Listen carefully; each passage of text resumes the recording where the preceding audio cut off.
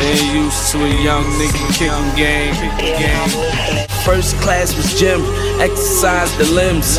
Fast metabolism keep a nigga so slim. It's fame USA, I'm fucking up the game. Punching bag treatment on they fucking bed. So, she got famous athletics, and right now I'm working on a shirt, being creative.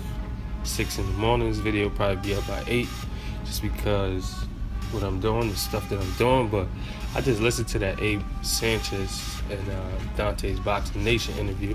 Shout out to Dontaesboxingnation.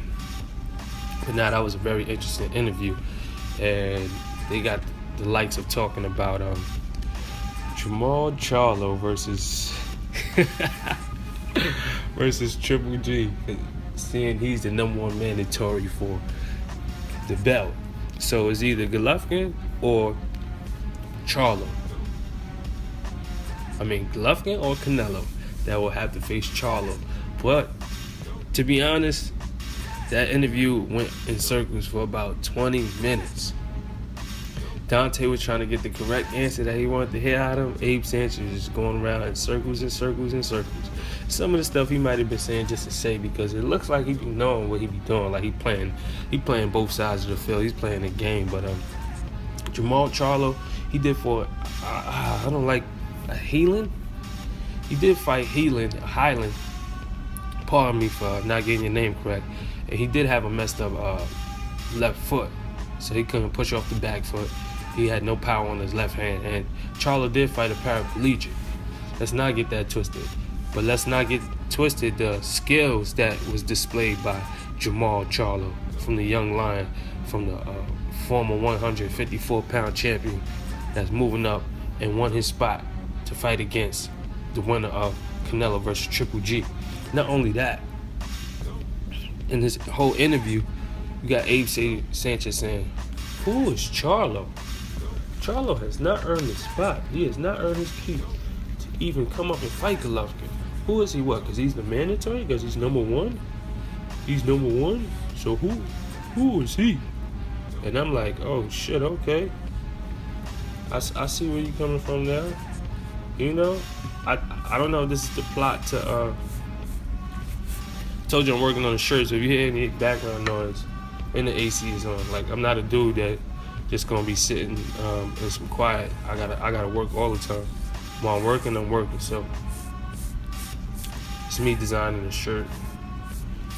But yeah, so with that being said, I was just like, man, this interview going in circles. This dude keeps saying the same thing over and over and over.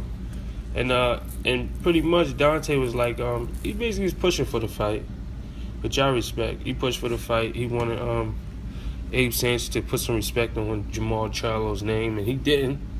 He kept saying, who is he? He needs to fight Danny Jacobs. He needs to fight somebody like Danny Jacobs, the second most dangerous middleweight in the world. And he was saying basically CHARLO has not earned his right to fight, but he been wanting to fight Canelo, and now he's a middleweight. He's #1. So basically, Abel Sanchez alluded to the fact that he's gonna sit out for 9 months to a year to make the fight. So basically, what that told me is they have no intentions on taking the fight if they did win, and you can't even get Canelo Alvarez to even talk about a Jermall CHARLO. You throw a Jermall CHARLO and Canelo is on to the next question. Now, with that being said, I can take this to the bank and run with this interview, but I feel like they just being great journalism and a great boxing trainer. I don't take everything they say literal. I used to, but now I started breaking down and like, oh nah, this is all a game at the same time. So Jermall CHARLO is the #1 mandatory for Canelo, actually Golovkin, but since Golovkin is fighting Canelo, I guess he gets the winner if it's not a rematch, if they not banking on a rematch. If Golovkin's not banking on retirement, if Abel Sanchez doesn't go around in a circle like he said, because Dante brought up a point, like, didn't you fight the 147-pound champion? So why wouldn't you fight the former 154-pound champion. That's the #1 contender.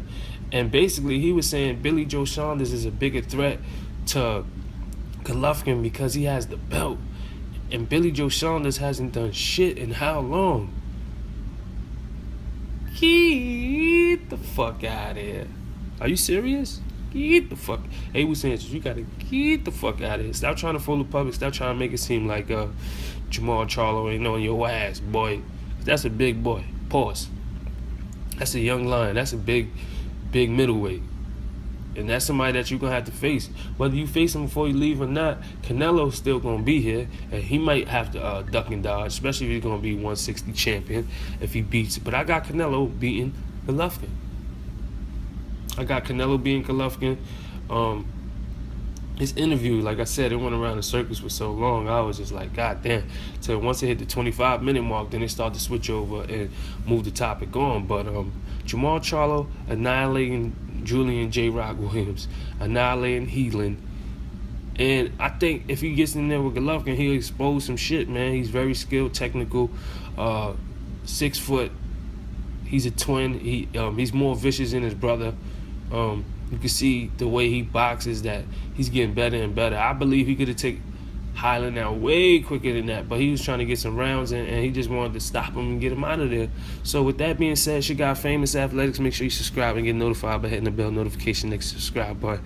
She got Famus, and I'm out. It's time to get the fuck out of here. Stamina good, still going with the wind. See a nigga in the hood, say your next show is when.